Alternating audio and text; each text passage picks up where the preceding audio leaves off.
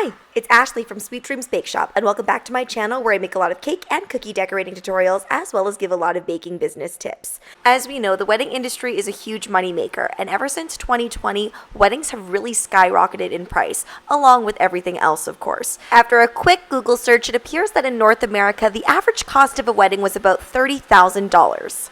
And that's a lot of money, and where is the cost actually coming from?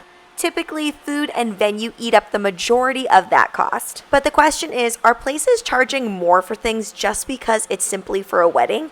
And as bakers, should we follow suit? I can't speak for every industry, but I do know that as bakers, we should follow suit. And I know this sounds a little bit strange. If you are providing the same exact type of product, why would you charge more just because it's for a wedding? To start off, when you're offering a consultation for any type of cake or custom dessert, it generally does take up some time. And there is no doubt that children's birthday cakes can get pretty elaborate and over the top, but on average, couples do want to spend more time with the cake decorator during their consultation. There are many reasons why this is the case, but one of the main reasons is because a wedding cake generally stays out for the full duration of the wedding. And this will likely spark a discussion regarding what exact toppings you're going to be using. Is it going to be fondant covered? Maybe they came in with the thought that they were going to get a semi-naked cake, but then realized, oh, is it going to dry out if it's in this venue? And there's just a lot more factors to discuss than that of a birthday cake. I also limited cake tastings to only wedding consultations or very, very large cakes. And of course, tasting all of those delicious flavors is not only a fun experience that you're providing for the couple, but it's an experience that takes up more time. The next reason why wedding cakes generally cost more is because delivery and setup are almost always a must. My husband used to deliver wedding cakes for my friend's bakery, and there was this one time where they did not pay for delivery. In general, people do pay for delivery. However, in this particular instance, they insisted that they would pick it up themselves. Well, they came in a very teeny tiny car for a 6-tiered real cake. This taught me in my own business practices to always ensure that delivery and setup were already included in the cost of the wedding cake.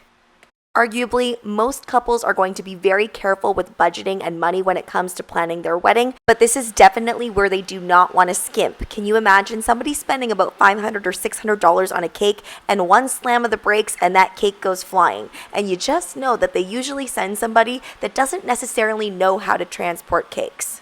Since wedding cakes are usually multi-tiered, this can take up to an hour just to set up even once you're at the venue. Placement of flowers or even piping or doing all of that extra detail takes a long time, and usually it has to be done on site. Wedding deliveries are also a lot different than just delivering to somebody's house. When you're delivering to someone's house, the amount of steps is probably going to be fairly limited. However, when you're going to a wedding venue, chances are you're going to have to find the specific spot to actually deliver to, and parking is generally really, really tricky. And like I mentioned before, wedding cakes are built to last for that whole entire evening. So extra steps and precautions are taken when creating that cake. And in short, this is exactly why I charged a little bit extra for wedding cakes. So although it looks like, well, that 3-tiered fondant cake is pretty much the same thing that I got for my son's birthday, it's very, very different when it comes to a wedding. From a baking business perspective, I actually never sold wedding cakes that weren't done package style. So what that means is I would include some form of consultation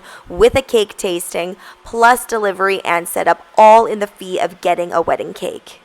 And the reason that I did this was because I got so many calls before about broken cakes, cakes that had become damaged, cakes that needed to be brought back so I could fix them, all because of that whole transport piece. And this had very little to do with the packaging or the construction of the cake, but like I said, people are rushing around on a wedding day and things just happen. So although this does happen on occasion with a birthday cake, it's so much easier to fix a birthday cake than it is to fix a wedding cake last minute. So that's the reason why my wedding cakes were more expensive than the average 3-tiered cake for a birthday, but there was a very good reason behind that. Thanks so much for watching, guys. Don't forget to like, share, and subscribe so you can be part of the Sweetie fam. Right now, I'm uploading weekly, so make sure you hit that notification bell so you know when I upload. Also, be sure to comment, request, or ask a question. I love hearing from you guys. Bye!